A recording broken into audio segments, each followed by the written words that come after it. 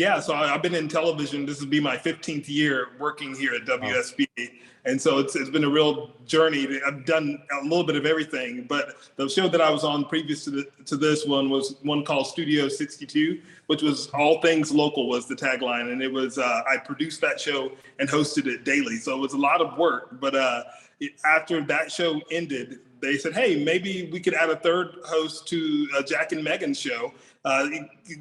Give a different flair for each person. Everyone's kind of different. Jack does the magic. Megan's really into CrossFit and fitness and family. And, I'm the guy the man about town that loves, food and music and art and all of that stuff. Right. So they're like, hey, it would be good to have a third host. So it's been a really fun journey. Yeah. So, so what does the day look like when obviously it's live at 9 a.m. So how early do you have to get there? How do you prepare for it? And then what happens to the rest of your day? I'm an early riser, mostly because I work out in the morning. So I'm up at 4:45 in the morning. That's just a personal choice, and I'm in the gym by 5 o'clock. And but I usually roll into the show here at Camperdown Plaza in downtown Greenville around 6:45 or so, 7:15.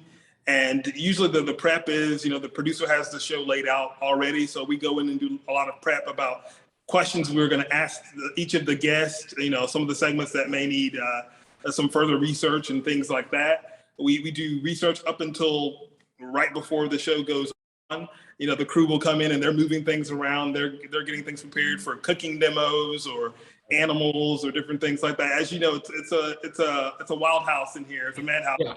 A lot of times with things that's going on, especially on Fridays. And so then we go on set and we have some of the segments are unscripted, but most of them are interview style where we're asking the guests questions about upcoming events, their businesses and things like that. The show is an hour long, so we do a bunch of those. And then after the show, we go into doing Zoom calls with a lot of clients. Part of our base here is interviewing some of the clients, but also some of the community events and things like that. So it could be, every day is different, which I really like.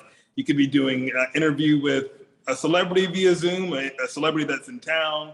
So that afternoon time is really dedicated to getting ready for the next day's show and the future shows. So it's a busy time. And then after that, we may have events at night and different things representing the show and the station. So it's a nonstop job. Yeah. And so you guys recently moved your studio. Tell us a little bit about that.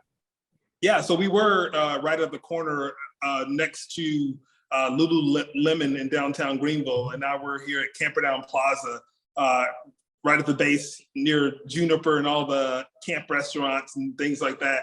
The new Southern side is here as well. So we're right in the middle of all the action, right across from the Peace Center. So the move has been really great because on the show, we really try to be the center of what's going on in our communities.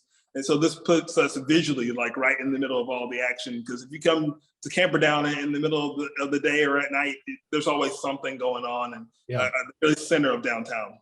Yeah. That cool plaza there now with the events happening. I've seen yoga and different things in the plaza happening. So that's cool to have that bird's eye view and to be in the middle of all that. That's cool. And occasionally you'll see me out there in the yoga class. I've taken it a couple of times. It is good to be able to walk right outside of the studio and take a yoga class to de-stress from the day. Yeah, exactly. So we talked a little bit about your history. You came to Greenville to go to Furman. And what was it about Furman that kind of drew you to want to go there to study? Yeah, Furman was my dream school, and a lot of people seem surprised by that for some reason. But I knew I wanted to go to Furman, for the longest time, and I spent a lot of time there. I'm a musician, so I played the tuba when I was growing up, and so I spent a lot of time in all-state band at Furman, and so I got access to the university and exposure to the university at a young age. And I always thought it was such a beautiful campus, and it was just something about it. And then one of my band directors in high school, the best teacher I ever had, was a Furman grad, and he was like, you should go there if that's something that you're really wanting to do. You got to have really good grades, but you can do it if you want. And so once I graduated, I applied to Furman. I got in, and the rest is history. I loved my experience at Furman. Yeah. And at what point did you kind of shift directions, wanting to get into broadcasting?